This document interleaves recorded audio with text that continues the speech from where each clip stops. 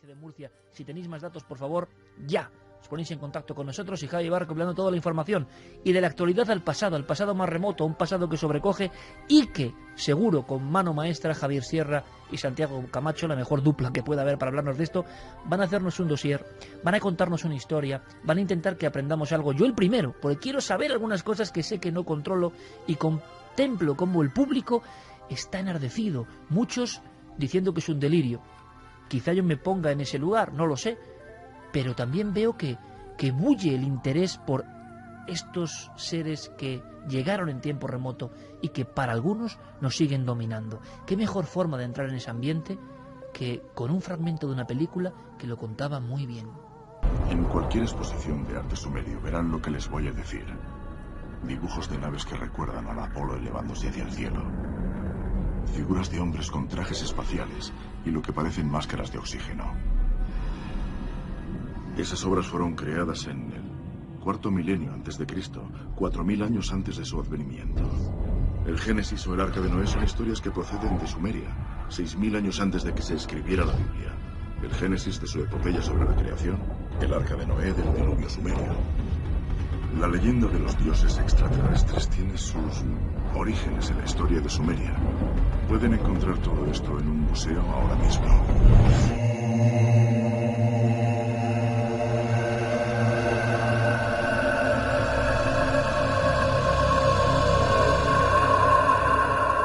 He elegido especialmente con Noel esta música porque la compuso alguien absolutamente intrigado, absorbido por este tema que nace en Sumeria. Es un extrañísimo álbum que dice algo así como enterrado entre la arena y el tiempo.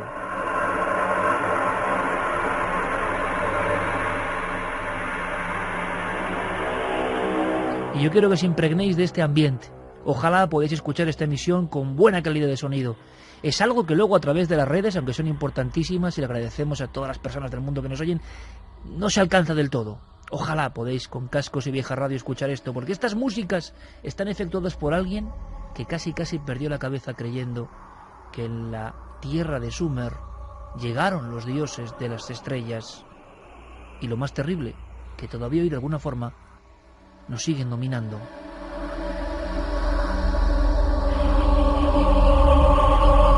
La música nos permite el viaje a unos 6500 años antes de Cristo, a la primera civilización de la humanidad.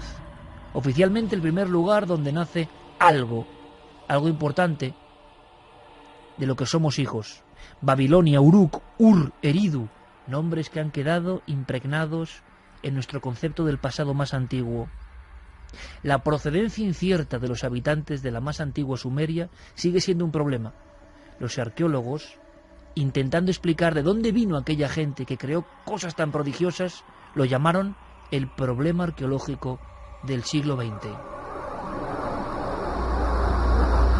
Lo que se sabe es que hacia el 6500 a.C., en pleno neolítico, hay un pueblo que se autodenomina, dicen, pueblo de las cabezas negras, que tiene dos curiosidades que yo quiero contaros antes de empezar el dossier.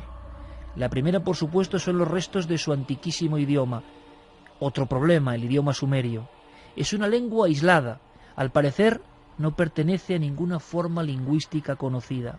Sin embargo, esas personas que se expanden, que tienen diferentes oleadas, que más que un pueblo es una corriente cultural en lo que hoy sería tierra de Irak, son maestros de matemáticas, de medicina, de arquitectura, construcciones impresionantes, dioses extraños oculados que nos miran como guardándose un viejo secreto. ¿Qué secreto? Seres monstruosos que llegan al reino de los hombres, que a veces parece que dialogan con ellos, y los hombres, en muchos de los grabados y sellos, tienen un temor sagrado a esas criaturas que nadie sabe de dónde han llegado.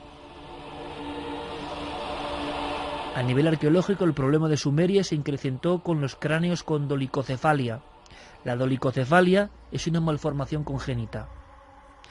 Oficialmente, médicamente, sería el cierre prematuro de lo que llaman sutura sagital. El resultado, un cráneo estrecho, abombado, a veces incompatible con la vida, casi siempre producto de una enajenación o un déficit cerebral de esa persona.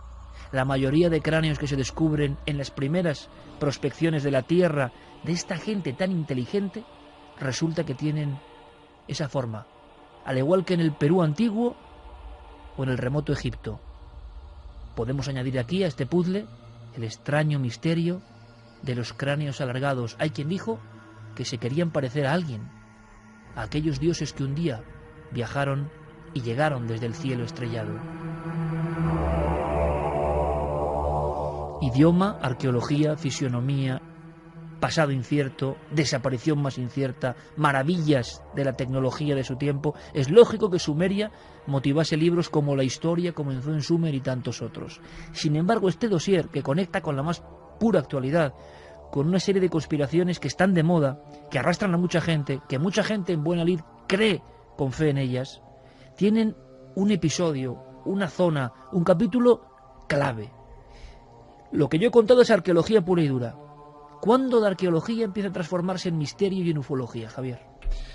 Pues comienza nuestro viaje, nuestro periplo, en una vieja aula de un colegio público en Jerusalén, en los años 30, cuando un niño es llamado a la tarima a leer un capítulo concreto del Génesis. Ese niño abre el libro, busca lo que le ha indicado su profesor, encuentra el capítulo 6 del Génesis y comienza a leer en voz alta: los hijos de los dioses habitaban la tierra, se unieron a las hijas de los hombres y tuvieron descendencia con ellas.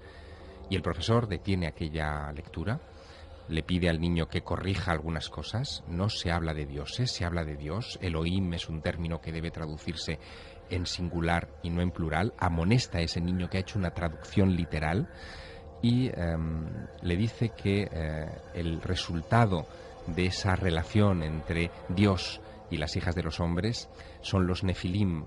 El profesor se apresura a traducirle a aquel niño la palabra. Le dice: son gigantes. Y el niño protesta. Dice: pero ¿por qué usted, maestro, traduce gigantes si nefilim en hebreo significa los que llegaron o descendieron a la tierra?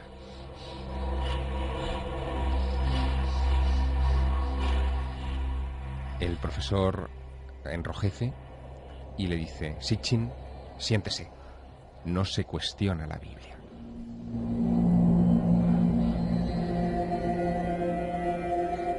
Aquel niño creció, se convirtió en un importante escritor, traductor de textos antiguos.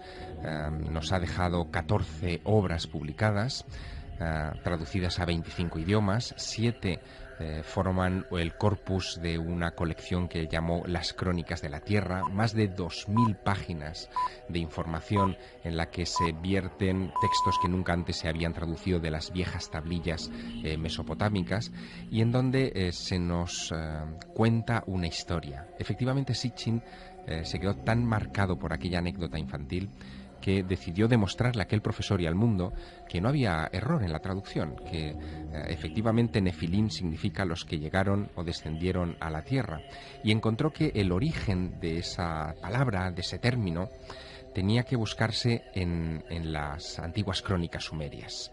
Tropezó con una epopeya de la creación que se llama el Enuma Elis.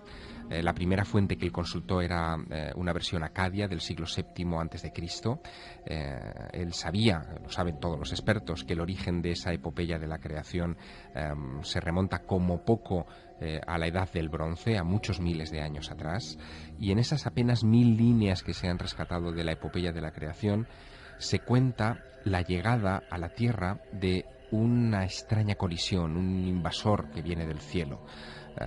Se le da el nombre de un dios, aunque Sitchin se queda bastante convencido por otras referencias de que tiene que ser un planeta. No es un dios, es un astro errante, un planeta que colisiona con otro miembro del sistema solar, que los sumerios llamaban Tiamat, que esa colisión produce lo que hoy conocemos como el cinturón de asteroides, y que ese planeta tiene una órbita tan excéntrica que solo pasa cerca de nosotros cada 3600 años.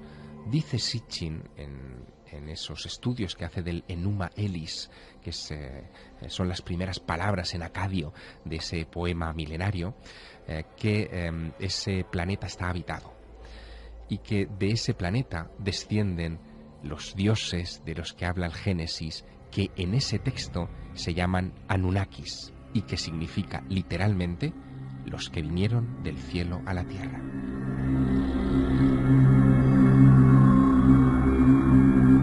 Dos y 2 minutos, programa especial, aniversario Milenio 3, y un término que estoy seguro ha rebotado con un eco enorme a nivel digital y a todos los niveles, porque seguramente en el mundo del misterio será uno de los términos más buscados, más perseguidos, más estudiados, más en boga. Y queremos saber esta noche por qué. Y además con dos caras, con dos mundos, el que nos va a contar Javier y el que nos va a contar Santi.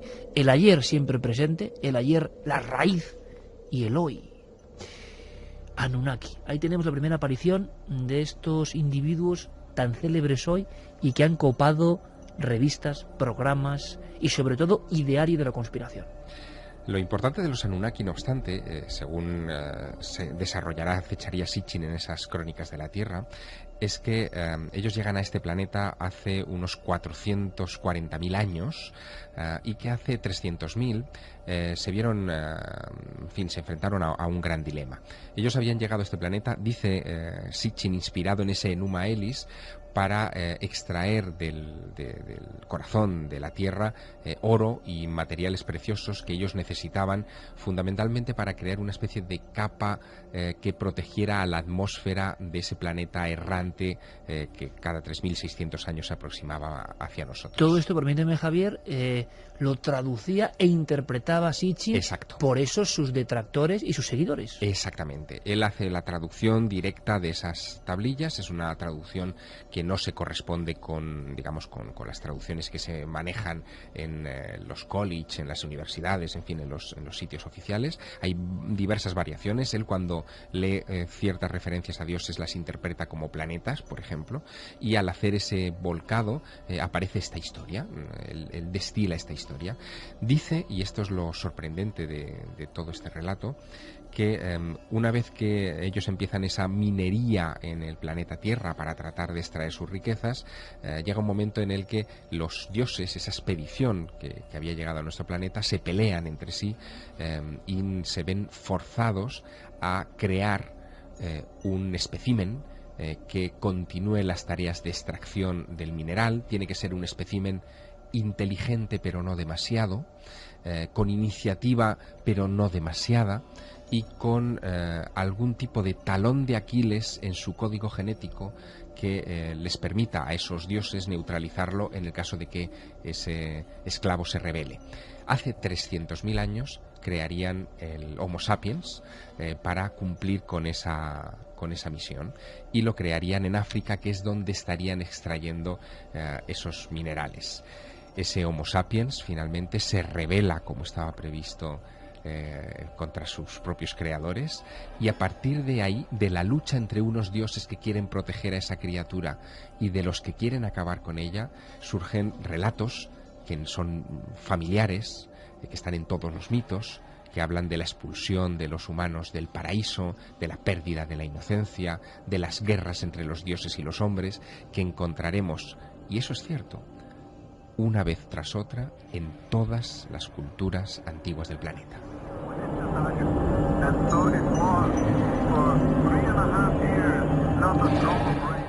2:05, podéis opinar, por supuesto, vías de contacto abiertas y en ikerjimenez.com la posibilidad, ya lo sabéis, de hacer un poco regalo a la carta en esta dramatización, bien de un tema vampírico, bien de un encuentro con un extraño ser. Extraño ser, desde luego, es el que se plantea en los estudios de Sitchin, que imagino que fue muy atacado, pero estamos viendo, y lo contará Santiago, cómo todo esto ha reverdecido.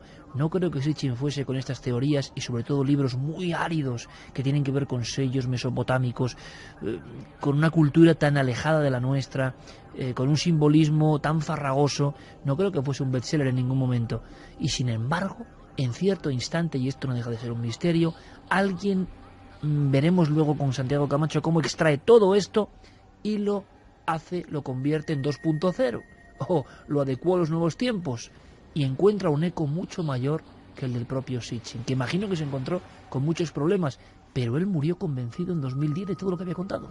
Absolutamente convencido. Él lo que utilizaba, digamos, como ariete para todas sus ideas era algo que ni siquiera los propios arqueólogos, estudiosos del mundo sumerio le podían rebatir. Y es que los sumerios efectivamente tenían un conocimiento astronómico de la observación de los cielos que era mucho más avanzado que el que tendrían todos los pueblos posteriores hasta la llegada de Galileo y la invención del telescopio. Y hablas de 30 siglos de adelanto prácticamente. Los principios de lo que hoy se conoce como astronomía esférica, que es la base de la astronomía moderna, conceptos como el eje, el plano de órbita, el círculo de 360 grados, la división de las constelaciones del zodiaco en 12 casas, todo eso es de origen sumerio. Pero es que lo curioso de este asunto es cómo Zecharia Sitchin encuentra un cilindro con unos grabados que son verdaderamente sorprendentes. Ese cilindro se conserva en el Museo de Antigüedades Orientales de Berlín. Es un cilindro que muestra una serie de dioses y en el firmamento, sobre todos ellos, hay una representación clara del sol. Pero el cilindro está grabado de una manera muy peculiar. Está en hueco grabado, de tal manera que cuando ese cilindro se extendía sobre una superficie de arcilla húmeda, dejaba grabado en sobrerrelieve un mensaje que se podía, a modo de imprenta, repetir una y otra y otra y otra vez ad infinitum, como si fueran libros. ¿Y cuál era el mensaje? Y el mensaje curioso es que sobre esos dioses, sobre esa representación de los dioses, aparece el sol rodeado de pequeñas motas muy precisamente excavadas en el cilindro. Y no son los planetas que se podían ver a simple vista desde la Tierra. Ahí aparecen otros cuerpos celestes como Urano, Neptuno o Plutón que no se conocían hace 4.500 o 5.000 años. Urano se descubre en 1781. Neptuno se descubre en 1846. Plutón, que ahora ha sido rebajado a categoría de planeta enano en el año 2006, se descubre en 1930 por Clive Tombaugh en los Estados Unidos. ¿Cómo era posible que los sumerios tuvieran ese conocimiento? La respuesta era clara. El conocimiento les había sido entregado por los Anunnaki.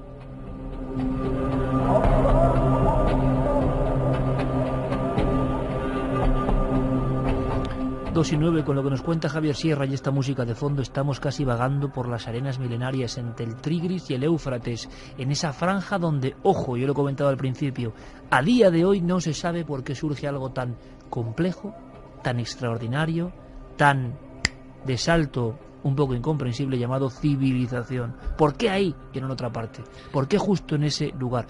Javier, simplemente te interrumpo para una cosa que es importante y que un día como hoy me hace ilusión. Fermín Agustí, compañero. Buenas noches, Iker. Para celebrar los 11 años, Milenio 3 es trending topic ahora mismo. Gracias a todos, compañeros. Que no es fácil. Quiere decir que el tema interesa, que nuestro cumpleaños está en la red, gracias Fermín, y que así como el tema de los Anunnaki, Nibiru, el contacto en el mundo antiguo está ahí, pues nosotros estamos ahí en vuestra mente colectiva. Muchas gracias por hacer una vez más Milenio 3 Trending Topic. Casi respiramos y seguimos descubriendo cosas de esos cilindros extraños que guardaban ese mensaje. Me has puesto los pelos de punta porque me he acordado de un hombre que tú también conociste, que quizá tenía los delirios de Sitchin, o la verdad de Sitchin, o entre el delirio había algo de verdad, quién sabe, que era el doctor Cabrera de Arquea en Perú, cuando mirándome fijamente me dijo: ¿y de dónde vino el conocimiento en el Perú antiguo? Y señalando al cielo, saliendo a la plaza de armas, dijo: de allí, de fuera. Como si en todas las culturas importantes que en el mundo han sido se repitiese ese mismo mito que siempre suele tener un núcleo, un nódulo real, la llegada de foráneos que nos dieron el conocimiento. Síguenos contando cosas, por favor, Javier. En esas crónicas de la Tierra, Zecharia Sitchin hace algo que lo distingue de cualquiera de los autores del mundo de la astroarqueología o los paleocontactos, como se ha venido a denominar esta disciplina. Es decir, de toda esa serie de personajes, desde Jacques Vergier, pasando por Eric von Däniken o por Peter Colosimo, que revisaban pequeñas pruebas aquí y allá y nos trataban de convencer que eran los ecos de astronautas que nos habían visitado en la noche de los tiempos. A diferencia de todos ellos, Zecharia Sitchin se esforzó en crear una historia paralela de la humanidad o oculta de la humanidad desde aquellos Anunnaki que llegaron hace 445.000 años. Y en esa historia figuran nombres, casi te diría que sagas completas de personajes que Sitchin destila con paciencia de escriba de todas esas tablillas cuneiformes antiguas. Y así sabemos, según Sitchin, siempre según Sitchin, que el primer líder que descendió en la Tierra hace 445.000 años, se llamaba Enki, es el dios Enki de los sumerios, que llegó al frente de un pequeño colectivo de 50 acompañantes, que son todos los dioses fundacionales primigenios que aparecen mencionados en esas tablillas antiguas, que aterrizó en el Golfo Pérsico, en una ciudad que seguro que a nuestros oyentes les es familiar, en la ciudad de Basora, en Irak. Y llamaron a ese campamento, porque eso es lo que significa Basora, lugar en la distancia, Eridu, como si fuera la primera colonia de aquellos llegados de ese planeta remoto. Y de Eridu, fíjate qué curioso, porque esta es otra de las bazas fuertes, singulares y contestadas de Zecharia Sitchin, viene otra etimología curiosísima. De Eridu viene el vocablo indoeuropeo erde, que es el que se aplica a la tierra. De ahí viene la palabra inglesa earth. Es decir, ese Eridu, ese lugar en la distancia, marcaría el propio nombre que nosotros hoy damos al planeta Tierra. Y llegaron aquí, nos dice Sitchin, para buscar oro, y hubo ese motín que antes te refería entre los propios dioses al crear a ese trabajador, a ese esclavo inteligente a partir de un mono, y eso lo hicieron hace unos 300.000 años, según nos explica Sitchin, que de esa mezcla surgieron esclavas hermosas y que ahí es donde surgen esas relaciones entre los visitantes y su propia criatura que Enki reprobó en un primer momento.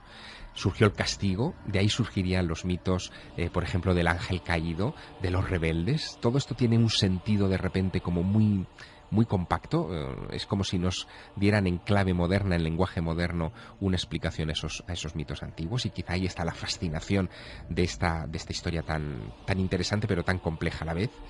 Y ahí surge la parte más especulativa de Sitchin. Sitchin se empeñó en los últimos años de su vida en buscar las pruebas físicas, los lugares materiales donde aterrizaron esos dioses. Y llegó a decir que el Sinaí, por ejemplo, o incluso las faldas del monte Ararat, sirvieron casi de balizas de navegación para aquellos viajeros. Y llegó a decir otra cosa más, que en las guerras que se desataron entre los dioses por culpa de las mezclas con los humanos, con los humanos que ellos habían creado, se llega a producir una conflagración nuclear. Eso se produce hacia el 2000 antes de Cristo, en una zona que había sido lugar de contacto frecuente para estas visitas esporádicas de los dioses, y esa zona fue Sodoma y Gomorra, el Mar Muerto. El Mar Muerto sería la consecuencia del uso de esas armas nucleares, y esa idea, que parece peregrina, cuando uno se asoma al Génesis y se leen los capítulos destinados a la destrucción de Sodoma y Gomorra, de repente adquiere, en fin, una tremenda forma. Y también te adquiere una tremenda forma lo que se lee en las crónicas de los Vedas, cuando el propio Robert Oppenheimer, viendo la primera detonación en el Trinity Site, en White Sands, en el desierto de White Sands, en Nuevo México, de una bomba nuclear, él leyó un fragmento de los Vedas donde se hablaba del gran terror. Y Oppenheimer había llegado a la conclusión de que él estaba reproduciendo el gran terror de los antiguos dioses. Hay auténticas bombas, yo creo que para el inconsciente colectivo, en todo lo que está contando Javier Sierra, porque es una amalgama, una madeja de mitos que sabemos que ha afectado a toda la humanidad, que algo de nosotros vibra en esas constantes tan remotas y que por tanto quizá parte del éxito de este tema o el renacer de este tema tenga que ver con la fuerza de esos mitos, que además tendrían una viñeta muy gráfica de lo que es la parte antigua que cuenta Javier Sierra. Podemos hacernos una idea de los visitantes, de cómo eran. ¿Por qué te pregunto esto? Porque otros autores como Däniken y otros como Colosimo, en esas estatuillas, en esos grabados, en esos sellos, en esos frescos o bajorrelieves, algunos de ellos tan célebres, ¿no?, como los del British Museum, buscan a esos híbridos extraños. Algunos tienen aspecto de reptil, es verdad, o de hombre reptil, o de hombre anfibio, son gigantes, los hombres los temen, y en creaciones artísticas de hace 3.000 y 3.500 años, como en Nínive, se contempla la extraña presencia de estos híbridos. La imagen que tenemos todos en mente como híbrido terrorífico, si se observa bien, son los famosos toros alados, impresionantes, pero es que había muchos más, y algunos autores, entre ellos Sitchin, Däniken y otros, vieron incluso el retrato de esos seres. Sí, porque en esos híbridos que vemos en estelas, como tú muy bien decías, en el Museo Británico y en otras colecciones importantes de material sumerio, vemos, por ejemplo, mezclas entre perros y hombres, entre toros y otro tipo de animales. Pero fíjate qué curioso, porque Sitchin lo que dice es que el eco de esa información, en realidad lo que nos está contando es que hubo un periodo antes de la creación del esclavo inteligente en el que se hicieron varias pruebas que resultaron fallidas. Esto nos lo cuenta también el Popol Vuh, por ejemplo, de los mayas quiché, que es sorprendente porque se habla, coincide, ¿no? Exacto, se habla de que en el otro lado del océano se habla de cómo los dioses crearon distintos hombres, el hombre de palo, hablan, por ejemplo, del hombre del maíz, del que descenderíamos, y todos los precedentes al hombre del maíz resultaron fallidos, bien porque su los estructura... dioses poderosos y extraños generaban experimentos para crear al hombre. Exacto. Y eso se repite en todo el mundo habitado en la antigüedad. En todos. En algunas ocasiones se destruye porque la criatura conseguida es demasiado inteligente y la temen los propios dioses. Pero lo curioso es que esa idea de los híbridos no será solo en Sumer. La encontraremos en Grecia, por ejemplo, en nuestra vecina, cercana y básica Grecia, básica en cuanto al fundamento de nuestra civilización. Allí se habla de cómo hay abundantes idilios entre los dioses del Olimpo y los mortales. Se habla de los héroes. Y también criaturas extrañas, efectivamente, híbridas. Y se habla de criaturas híbridas, se habla de los centauros, por ejemplo. Todos serían ecos de esos, digamos, experimentos que se produjeron hace 300.000 años en la Tierra. Claro, y aquí está la doble lectura. La lógica y racional son mitos. Sabemos muy bien que hay muchos especialistas, filósofos, no solo investigadores del misterio, que creen que esos mitos son por algo y que están ahí, en el légamo que nos convierte en especie por algo. Y que hay una historia que parece que conduce al mismo lugar. Bien, esta historia luego, y ahora seguimos comentando, ha tenido rebrotes increíbles. Lo que ha contado Javier Sierra sería una maravillosa historia de paleoastronáutica o de encuentros cercanos con seres que nos crearon. Como dijo el maestro Faber-Kaiser Andreas, el muñeco humano, una construcción desde luego no natural ni de evolución, sino impulsada por seres mucho más poderosos y, cuidado, a veces con connotaciones incluso negativas. Vamos a hacer una cosa en este momento concreto, a las 2:20.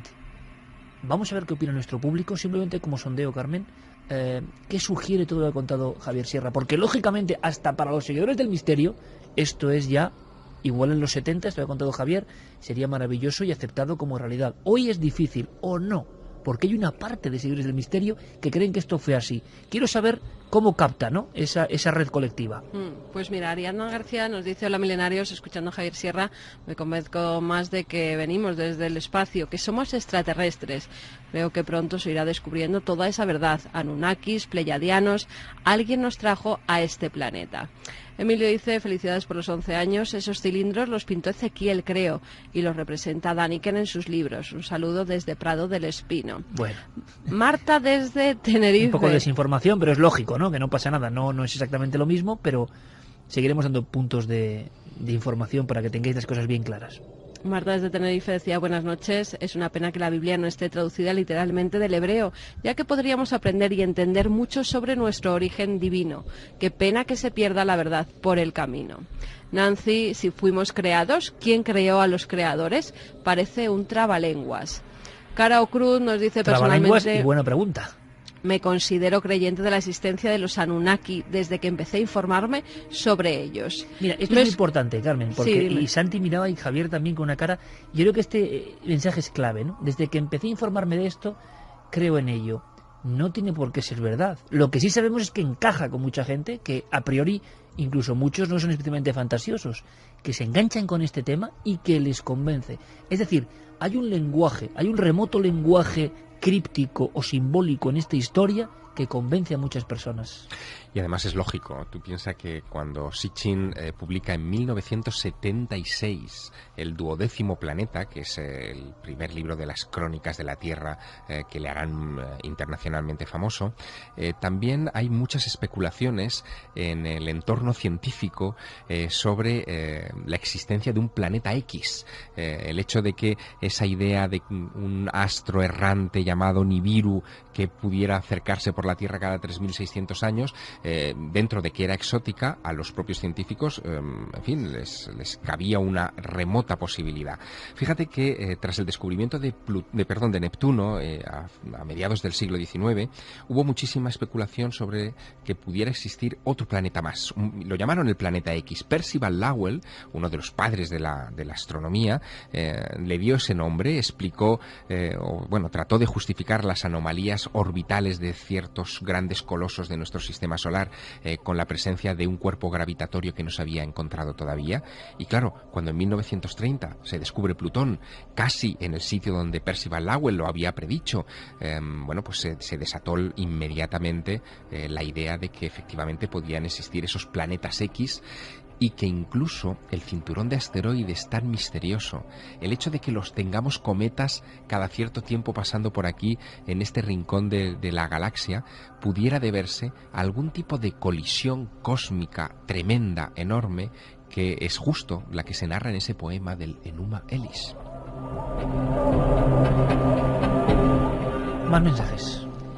Pues Eduardo Biondo nos dice: la teoría de que el planeta Tierra sea un laboratorio extraterrestre me parece aterradora. Somos un experimento. Perdicas Berre, no sé quién ni por qué modificaron nuestra historia. Los Anunnakis es el dios de la Biblia sin más. Pablo Ríos, sobre los Anunnakis, nos ha dejado un link que es un tebeo que él mismo hizo sobre este tema, sobre los Anunnakis. O sea que como ejemplo de cómo engancha esto, ¿no? Sí. Además dibuja muy bien, está muy bien el tebeo, hay que leérselo. Claro, es como y gente muy joven buscando raíces, quizá porque las raíces cada vez se confunden más, se bifurcan más y nadie sabe, buscando las raíces de la humanidad, ¿no? Mucha gente se encuentra con este viejo mito que tiene algo de fascinante o mucho de fascinante. También nos decía Ana Herrero Duque, ¿se cuestiona la Biblia o los arreglos de la misma? Vamos a hacer una cosa, podemos dar datos ya de cómo va la encuesta, de si nuestro público, que también me interesa, ¿no?, prefiere una dramatización creada por Diego Marañón de encuentro con extraño ser o historia vampírica. Pues sí, que espérate un poquito porque la web, nada más decirlo, se ha colapsado. Entonces yo estoy intentando volver otra vez a poner ver, la web. Fermín, ¿tienes tú los datos? Vamos a ver si le escuchamos a nuestro compañero Fermín. Espero que no se colapse tampoco la línea interna. Hola, Iker. Sí, gana con un 70,3% de los votos a estas horas un encuentro con un extraño ser. Sorprendente, ha levantado el brazo Javier porque él ha votado por un extraño ser. Javier Pérez Campos ha votado por una historia de vampiros. No podía ser de otra forma, claro. Que da bastante miedo. Carmen, ¿tú por cuál votarías? Yo para el extraño ser. Ajá, ¿Santiago?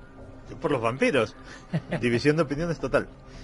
No, él y yo nos quedamos ahí. Vosotros elegid. Pero qué extraño ser, es maravillosa esa historia. Ambas son maravillosas, yo creo, ¿eh? Yo creo que da más miedo lo del vampiro, pero no lo sé. Lo veremos luego, lo escucharemos luego en esta guinda del pastel. Y ahora lo que hacemos es viajar y seguimos comentando cosas a la actualidad, como todo este tema que dices, Javier Sierra, te convence de los Anunnaki. Bueno, y casi de lo que se proponga, ¿no? Si lo cuenta, hemos perdido un buen político, contándolo con mucha vehemencia y con los datos concretos. Y yo creo que por fin hemos conocido algo de las viñetas de esta historia. Que no se me olvide, ¿eh? Por cierto, que el lunes tenemos todos una cita con Javier y presentando su libro El Maestro del Prado, el día 3 de junio. Luego, cuando acabe esta hora, en un ratito lo comentamos. Que no se nos olvide, porque yo creo que va a ser muy bonito ver a tantos seguidores del éxito de ese libro de Javier Sierra. Pero ahora le toca el turno a Santiago Camacho. Por cierto, Javier Pérez Campos, ¿Alguna noticia sobre lo que se ha observado en Murcia? ¿Ha habido réplicas? ¿Ha habido alguien que haya observado más cosas? De momento nadie ha dicho nada, así que nos quedamos con este caso único de Suso García. Seguimos llamando la atención para ver si alguien alrededor tiene que haberlo visto, porque... Estoy recogiendo yo mails porque parece que sí, que ¿Sí? hay más gente que ha visto cosas. Voy a ir recogiéndolos y luego os comento, ¿vale? Perfecto, porque voy a decir una cosa muy curiosa, y es que también me parece interesante. Muchas personas creen que aquí se dice algo y enseguida el efecto contagio es mortal. No. Hay veces que sí que la gente, nuestro querido público, va informándonos de lo que va pasando, y cuando no han visto es que no han visto. Poco público habrá tan honesto como el de Milenio 3, estoy seguro. Y en este caso tenemos un caso aislado que puede ser interesante. Carmen dice que vía mail, milenio3@cadenaser.com, están llegando más informaciones. Luego las Sí, damos. además desde otros sitios, desde Alcalá de Henares, por ejemplo, Esta misma noche también. esta misma noche, y apuntan a que eran más objetos. También visión de varios objetos, no solo uno. Bien, esto puede ser interesante, puede ser un fenómeno astronómico o no. Intentaremos resolver la cuestión, que tiene mucho que ver con lo que ha contado Javier Sierra y esa crónica antiquísima de los que llegaron de las estrellas. Pero, ¿por qué esto ha tenido un reverdecer de laureles? ¿Por qué se ha convertido en tema brutalmente seguido? En España bastante, pero es que en otros países os vais a sorprender. Bueno, pues toma el relevo Santiago Camacho, y lo toma de alguna forma hablando de la actualidad de este mito maravilloso que he contado. Mito que puede ser verdad, ¿eh? Mito no significa falso, ¿eh? Mito puede ser verdad. Mito se cuenta y se recuenta. Pues bien, en esa película que antes hemos repasado, aunque sea sucintamente a nivel sonoro, la cuarta fase, se hablaba más. Ya no solo de que en un museo uno podía ver las piezas antiguas de ese encuentro, de esa llegada de los supuestos Anunnaki. No. La intervención todavía hoy de ellos en nuestra vida, que esto ya asombra un poco más, ¿no? Nosotros podemos creer o no creer nada de lo que hemos contado en este caso. Lo que estamos haciendo es recopilar un dossier para vosotros por el interés que habéis demostrado. Pero esto que ha contado Javier, que nos remonta 6.000, 7.000 años, 5.000 años, ¿tiene visos de seguir vivo? Para muchos, sí. Creía que era acádico, pero no, es sumerio. Estoy seguro. Los profesionales sin duda lo consideramos el santo grial de las lenguas muertas. Pero aún no hemos descifrado todo su léxico. Menam. Kiulutim. Solo estoy seguro de las dos últimas, nuestra creación. Ijikaraesa. Examinar es la primera palabra. Yekai subsaku.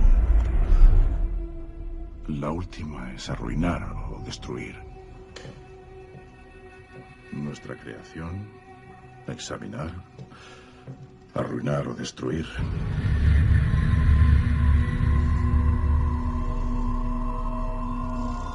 Y llegamos a los tiempos modernos, a los últimos años, cuando de pronto todo esto que parecía digno de libracos antiguos y profesores más o menos ya añejos, se convierte en tema de moda. ¿Por qué? ¿Qué ha ocurrido? ¿Qué ha pasado? Pues por culpa o por mérito de una sola persona, de un solo hombre. En abril de 1952, en Leicester, nacía un bebé como todos, un bebé absolutamente normal, pero que estaba destinado a que algo que existía desde que en el siglo XIX se empezó a decir que la Revolución Francesa había sido organizada por los Illuminati, eso comenzó la teoría de la conspiración, pues ese bebé iba a cambiar esa teoría de la conspiración para siempre, se iba a marcar un antes y un después, iba a tener cientos de miles, si no millones de seguidores y un número parecido de detractores, iba a tener una biografía extraña y, a fin de cuentas, iba a ser posiblemente en la actualidad una de las personas más controvertidas, al menos dentro del mundo del misterio. Ese bebé lo bautizaron como David Icke.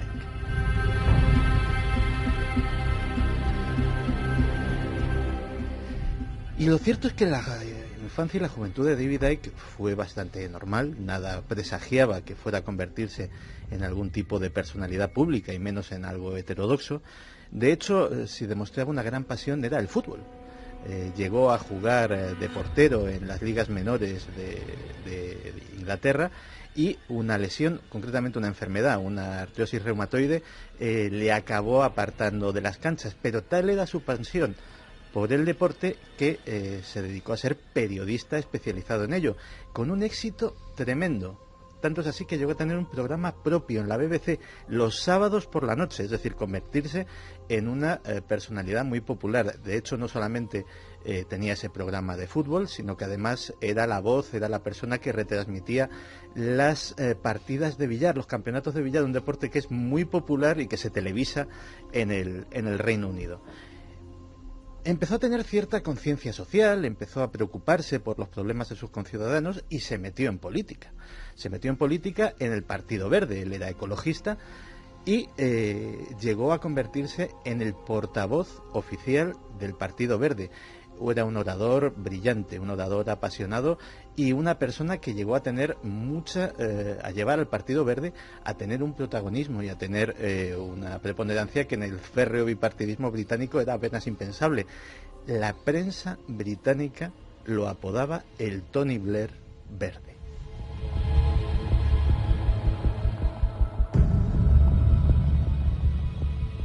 Hasta ahora una vida prometedora, un hombre exitoso en los medios de comunicación, posiblemente llegaría a ser diputado porque podría alcanzar, si su carrera iba en ese sentido, el primer escaño de los verdes en el Parlamento británico, pero en 1990 algo cambia. Según él mismo cuenta, empieza a sentir una presencia a su alrededor, empieza a sentirse observado, vigilado. Empieza a percibir que algo no físico le acompaña constantemente. Tanto es así que un día, estando en una librería, él no tenía absolutamente ningún interés por las temáticas paranormales, ese algo parece empujarle hacia la sección donde se encuentran pues los libros de ovnis, los libros de parapsicología, y a empujarle a coger uno en concreto, casi en contra de su propia voluntad. Él estaba pensando en ese momento, Dios mío, ¿qué estoy haciendo? Y cogió un libro del estante. Ese libro era de una psíquica llamada Betty Shine. Lo interpretó como una señal y fue a visitarla. Fue a ver a Betty Shine, que era pues también una psíquica, una medium muy popular en la Inglaterra de los años 90, y le dijo, bueno, me ha pasado esto, la verdad es que creo que debía de venir a verte, pero no sé exactamente por qué, es decir, si me preguntas qué te consulto, o si quiero saber mi futuro, o qué, pues la verdad es que no tengo ni idea. Y entonces Betty Shine le dice que le esperaba, que él es una persona importante, un sanador puesto en la tierra con un propósito y una misión, y que aquellos que le habían colocado allí con ese propósito y esa misión tenían un mensaje que darle y lo iba a recibir pronto. Empieza David Icke a interesarse un poco más por estas cosas y de hecho le apasiona la arqueología o la astroarqueología. Empieza a leer a Zecharia Sitchin, a Erich von Däniken, empieza a visitar sitios emblemáticos, Egipto, Babilonia, etcétera, etcétera, y cuando está en Perú, en Puno, en la frontera entre Perú y Bolivia, no podía ser otro lugar, tiene una revelación. Su cuerpo empieza a temblar, entra en una especie de trance. Él dice que su kundalini se desenrosca justo en ese momento y descubre toda la verdad.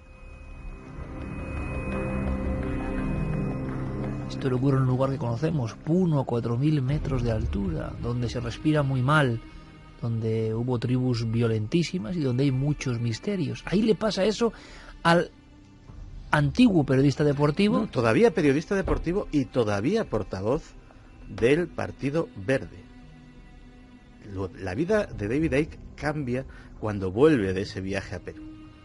Entramos, por supuesto, en una fase delirante, pero que ¿a dónde nos va a conducir? Yo creo que hay sorpresas. Es la fase que el propio David Icke denomina su periodo turquesa, porque siempre va vestido de azul turquesa de pies a cabeza, porque dice que ese color le protege de malas influencias y, digamos, le hace sintonizar con aquello que se está comunicando con él, porque David Icke empieza a tener episodios de escritura automática, empieza a recibir mensajes que canaliza escribiendo sin que haya intervención de su propia voluntad. El momento posiblemente más duro y más difícil de la vida de David Icke es el 29 de abril de 1991. Porque imagino, Santi, que las risas de los compañeros, de los periodistas, de los espectadores... Aquello no tuvo mucho eco en aquel momento porque alguien se lo tomó o como una broma o como un momento de enajenación. No fue un notición, pero sí que un presentador de late night, de programa nocturno, Terry Wogan, sí que se enteró de la noticia e invitó a David Icke en su programa. Un programa que tenía muchísima audiencia en ese momento. Y David Icke, yo he visto la entrevista, la he visto un par de veces, transmite unas sensaciones curiosas. David Icke entra con un chalna color turquesa al plató, se sienta y se reafirma absolutamente en todo lo dicho. Con gran seguridad. Con gran seguridad ante las risas, ahora sí, de todo el público que había en el plató. Es una sensación extraña ver a un plató entero con 100, 200 personas de público riéndose de alguien a mandíbula batiente, y que este alguien mantenga el aplomo y la seguridad absoluta en lo que está diciendo. Allí oficialmente, Santi, a nivel popular, era un enajenado, un hombre delirante. Entonces sí que efectivamente aquello ya era imposible de ocultar y pasa a ser un auténtico apestado. Su hijo es ridiculizado en el colegio, su mujer no puede salir de casa sin que le persiga una cámara, él mismo se convierte en una figura absolutamente cómica. Obviamente le expulsan del Partido Verde, pierde su puesto de trabajo en la BBC, es decir, es un suicidio social en toda regla. Y David Icke decide irse de Reino Unido porque directamente allí su vida se ha vuelto imposible. Esta especie de folletín o de culebrón, ¿cómo puede casar todo lo que ha contado Javier Sierra con esos datos, esas historias, con este hombre delirante? Estamos todos, yo creo que ahora mismo, expectantes por saber qué ocurre con la vida de este portavoz de los Anunnaki. Te voy a dar un dato. 15 años después, en 2006, David Icke visita por segunda vez el plató del show de Terry Wogan. 15 años después, el programa se mantiene, Terry Wogan le vuelve a entrevistar, no es el mismo público, pero el plató está lleno de público, y David Icke dice las mismas cosas o cosas parecidas en el mismo tono, pero esta vez no se ríe nadie. El plató aplaude hasta romperse las manos.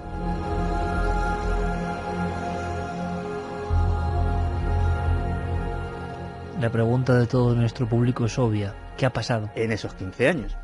Pues en esos 15 años David Icke empieza a escribir libros y empieza a ser relativamente conocido en el circuito de la teoría de conspiración. Él empieza a denunciar básicamente lo que muchos teóricos de la conspiración o muchos autores del tema, incluido yo mismo, hemos denunciado de sociedades secretas, de control de grandes conglomerados de intereses. Hombre, y tanto que tú mismo, porque tú eres el gran iniciador de la conspiración en España, Santiago. Bueno, no te quites méritos. O sea, aquí al César lo que es del César. Y de hecho, pues se hace tremendamente popular. Pero en 1999 introduce la parte más extraña.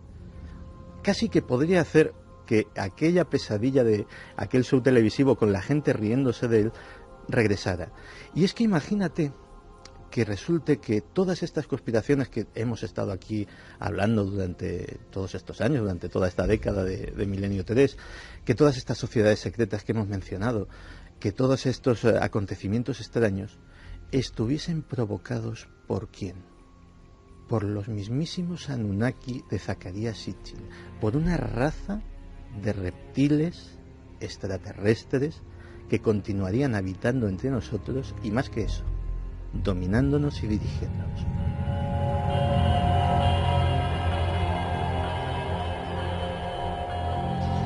Y lo asombroso es que, no sé, suena fuerte, ¿no? Y aquí en este espacio del estudio numítico de la cadena SER, a media luz o con la luz del flexo, todos, cuenta estas cosas Javier, cuenta estas cosas Santiago, y lo sorprendente es que algo que nos parece racionalmente tan delirante haya encajado, haya sido creído, sea hoy defendido. Yo no tengo nada en contra, me parece muy bien que cada uno defienda lo que quiera, pero con efusividad por muchos seguidores. Vamos a ver, David Icke se ha convertido sin parangón, sin lugar a dudas, en la gran estrella del mundo de la conspiración actual.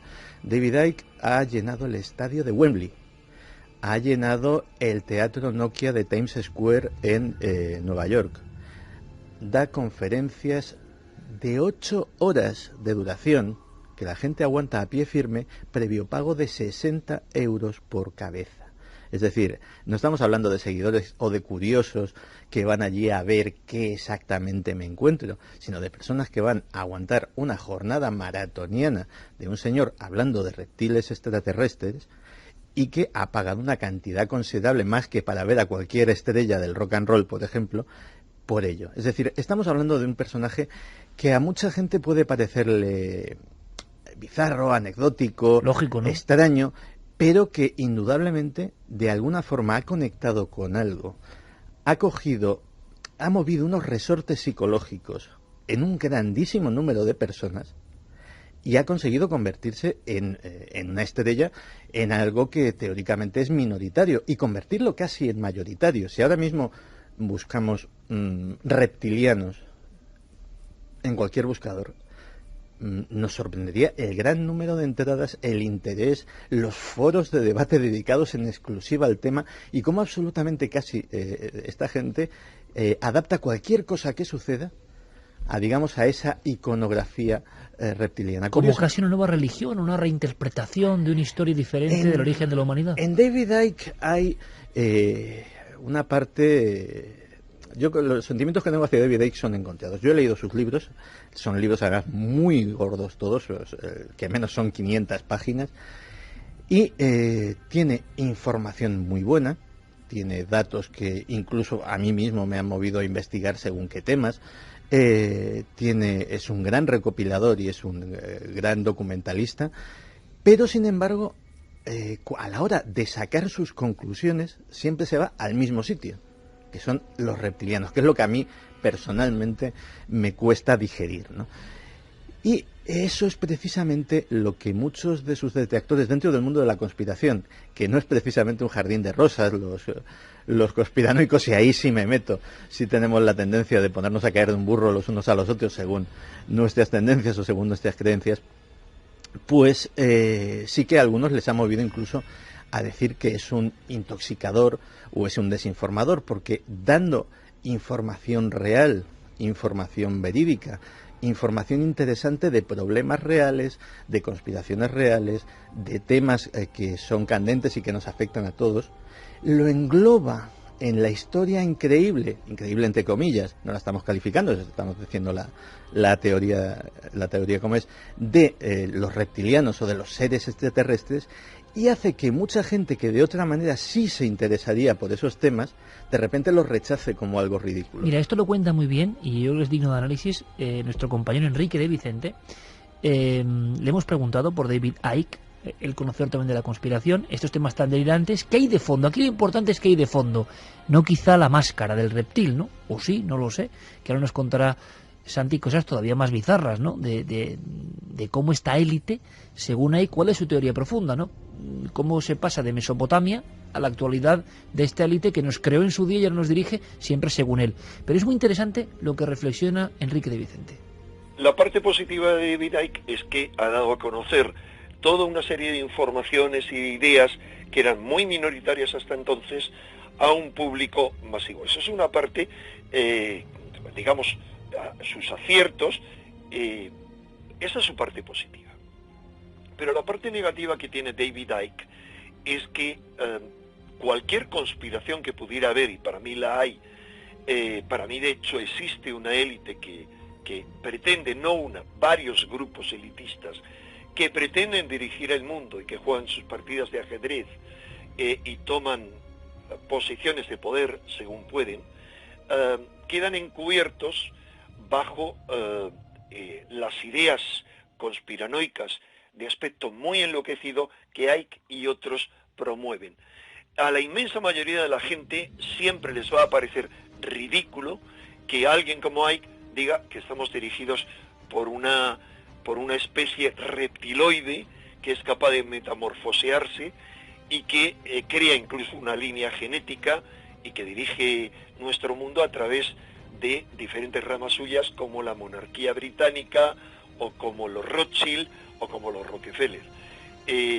Cualquier verdad que haya detrás de eso, para la inmensa mayoría de la gente es inaceptable y cosa de locos. Obviamente no es una maniobra de desinformación, sino que David Icke se lo cree profundamente. Pero, bueno, no habría mejor agente para quienes realmente dirigen el mundo desde las sombras que una persona así. 2:48, la gran pregunta, Santi, es cómo pasa de esa presencia en la antigüedad de los Anunnaki, de lo que ha contado Javier Sierra, de ese mito antiguo, a de repente infiltrados, y además de ese aspecto tan bizarro, ¿no?, tan increíble, tan de película de ciencia ficción de los años 50, hoy. La sangre, y concretamente una sangre muy especial, la sangre azul. Los Anunnaki, los reptilianos, se habrían convertido en la base, el cimiento de todas las familias monárquicas, de todas las familias de la nobleza europea y asiática, y de esta manera habrían dominado la historia de Europa durante siglos. Después, con el descubrimiento de América, habrían creado nuevas sociedades secretas, sociedades de banca. ¿Para qué? Para que sus acólitos, sus seguidores y también aquellos que están emparentados genéticamente con ellos pudieran medrar y pudieran seguir manteniendo el control a través de la política, a través de la banca, a través de las empresas. Curiosamente, la idea de David Icke no es tan descabellada como parece. Es decir, una de las cosas que aporta David Icke en sus libros es una detallada genealogía tanto de las familias nobles de la nobleza europea como de las familias dirigentes de las finanzas y de la política en Estados Unidos y en el resto del mundo después, digámoslo así, del fin del absolutismo. Y se descubre que genéticamente, al menos, efectivamente, los mismos siguen estando al mando. Es decir, que hay determinadas líneas familiares que efectivamente sí que, vamos, los Bush, por ejemplo, es bastante claro, pero si cogiésemos a todos los presidentes norteamericanos y empezásemos a decirle, ¿y tú de quién eres?, como dicen en los pueblos, pues nos llevaríamos tremendas sorpresas que efectivamente muchas de ellas terminarían enlazando pues con las casas reales europeas. Pero Santi, el público está diciendo lo mismo, los seguidores están diciendo, bueno, esto vale, tiene cierta coherencia, sociedades secretas y demás, pero los reptilianos, yo me apresuro a decir, porque luego en este mundo que todo lo reduce y tal, es muy típico, ¿no? Típico de Iker Jiménez, la monarquía británica son reptiles, porque como hay algunos, no los seguidores, pero que no escuchan, ni Javier, ni Santiago Camacho, ni yo, estamos diciendo que creamos en esto. Hemos preparado el dossier para salir de dudas en torno a un tema que sabemos que interesa y no sabemos muy bien por qué. Estamos intentando hacernos las preguntas de por qué esos resortes se han movido. Porque la gran pregunta y lo insólito es, esto está muy bien, ¿pero lo de los reptilianos? Bueno, es lo que enfrentó, de hecho, a David Icke con Zecharia Sitchin, porque ambos en algún momento llegaron a contactar. Se vieron las caras. No se podían ni ver. Exacto, y no se podían ni ver. Es decir, Zecharia Sitchin mantenía toda esta historia que hemos contado antes de los Anunnaki, pero él en ningún momento llegó a insinuar que aquellos Anunnaki pudieran ser ni remotamente parecidos a lagartos, ¿no? Para Sitchin era una historia antigua que se quedó en la antigüedad. Sí, era una historia antigua que se quedó en la antigüedad, que sigue influyendo, porque Sitchin sí que esperaba que en algún momento ese Nibiru, que tiene una órbita de 3.600 años, termine otra vez regresando como él decía que lo haría, pero y que volvería a producirse un contacto con aquellos Anunnaki, pero en cualquier caso el contacto sería con unos seres de aspecto perfectamente humano. De hecho, todas las crónicas antiguas hablan de los dioses y se refieren a ellos como de aspecto humano, es decir, los dioses nos crean a su imagen y semejanza. Por lo tanto, la historia de los reptilianos es bastante oscura sobre en qué momento aparece, y hombre, yo siempre he tenido la sensación de que David Icke se quedó un poco traumatizado viendo la serie V. Sí, pero ya era mayor cuando la serie V. Sí, sin duda. No era un niño, no era un niño. Lo realmente curioso es que efectivamente David Icke va ilusionado a ver a Zecharia Sitchin a contarle su teoría, esperando encontrar, digámoslo así, la bendición del maestro. Y Zecharia Sitchin más o menos que se lo quita de encima, diciendo, bueno, esto es una barbaridad lo que estás diciendo. Y a partir de ese momento, efectivamente, empieza a haber un antagonismo mutuo hasta la muerte de Sitchin, que básicamente, en concreto, más por parte de Sitchin, que cada vez que oía hablar de David Icke y se iba enterando de cómo sus teorías iban cada vez teniendo más y más predicamento, pues se ponía enfermo, ¿no? Pero Santi, a día de hoy, junio del 2013, es una parte fundamental del mundo de la conspiración y contamos en millones los seguidores de esta teoría tan increíble, sí, de los reptilianos que de alguna forma, no sé, infiltrados o cambiado su aspecto, metamorfoseados, dominan el mundo. Bueno, metamorfoseados mientras mantienen la voluntad de metamorfosearse, porque una de las cosas más curiosas de estos reptilianos es que podrían volver a convertirse en reptiles a voluntad. ¿Pero y por qué reptiles? Que es algo que no entiendo. Pues porque son lagartos, básicamente. Sí. O sea, es exactamente, Javier ha dado con el kit de la cuestión, son como los de V. O sea, sí. No hay otra. Y encima vienen de la cuarta dimensión. O sea, la cosa ya empieza a coger unos tintes bastante surrealistas. Pero a mí personalmente me maravilla eso, que haya tantísima gente que se lo cree. Yo personalmente lo atribuyo a que la historia de los reptiles, que básicamente es una teoría, una hipótesis, un constructo de David Icke, está, sobre todo en sus libros, tan bien encajada con hechos reales que vienen del mundo de la conspiración, que vienen del mundo de la historia, pero también imbricado. O sea, David Icke es un escritor muy eficaz, un poco pesado, las cosas como son, pero a la hora de contar su historia es tremendamente... La revolución de Icke, por tanto, Javier, sería una revolución como la de Daniken en su tiempo, es decir, alguien que aporta algo nuevo en un mundo que no es como el de antes, pero claro, lo dicho antes Santiago de una forma yo creo que excepcional, y es, ha movido unos resortes internos, ha movido arquetipos concretos, porque si no esto no se sostiene, o sea, es decir... Bueno, quizá ha aparecido esta teoría en un momento en el que se ha cuestionado y se cuestiona como nunca en la historia de la civilización el poder establecido. Sí, y señor. por lo tanto, el hecho de ver en los que nos dirigen a unos lagartos, pues no deja de ser incluso una metáfora muy sustanciada de esta gente, estos bastardos que están ahí controlándonos y que no son ni siquiera de los nuestros. Nunca mejor dicho bastardos por la culebra bastarda, ¿no? Fíjate que hubo quien creía que efectivamente incluso el propio David Icke estaba planteando una especie de metáfora o de fábula con esta historia de los lagartos. Y se han identificado, pues hubo una teoría, y de hecho que le trajo muchos problemas con grupos antidifamación, sobre si los famosos reptiles eran judíos, por ejemplo, si cambiabas en los libros de Icke la palabra reptilianos por la palabra judíos, seguía teniendo sentido y a veces tenía hasta más sentido. Por ejemplo, Icke durante una época fue un tremendo defensor de los protocolos de los sabios de Sion, e incluso tuvo sus veleidades como negacionista del Holocausto, cosa que abandonó más pronto que tarde. O sea, una biografía completa. Vamos a ver qué opina nuestro público, porque claro, la primera parte hemos visto respuestas inmediatas. Me creo lo que dice Javier Sierra y creo que los Anunnaki fueron nuestros creadores.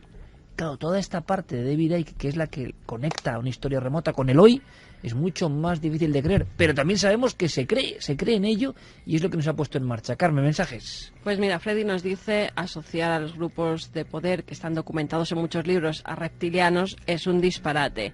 Marian Armando, David Icke habla con una rotundidad sobre sus creencias que es imposible ignorarlo. Señor Suerte, soy bastante fan del trabajo de David Icke. En carnavales incluso se disfrazó de reptiliano en honor a él. Íñiga Montoya, mira que me gustan estos temas, pero David Icke, ¿en serio? ¿El de me divorcio porque mi esposa es reptiliana? Que esto es muy interesante porque ha pasado, Santi. Hace nada, en 2012, de su esposa Pamela, que empezó a verla que iba metamorfoseándose también su rostro y que no sabía cómo definirla, pero posiblemente era reptiliana o de otro sitio. O sea que puede que David Icke haya perdido los cabales, buceando entre información y dando algunos palos o tocando algunas áreas buenas, haya sido devorado por el propio misterio, que tiene su lado oscuro siempre, ¿no? Sí, pero efectivamente lo que decía esta oyente tenía toda la razón. Tú cuando escuchas una conferencia de David Icke o una entrevista o una intervención televisiva, ves a un tipo absolutamente coherente, absolutamente sereno y que habla con un aplomo, con una seguridad y con un don de la oratoria que es bastante hipnótico. Más mensajes. El juez que llevara ese divorcio tenía que estar alucinando. Sí. Nueva causa de divorcio. Igual era un creyente en David Icke, vete a saber. Son tantos.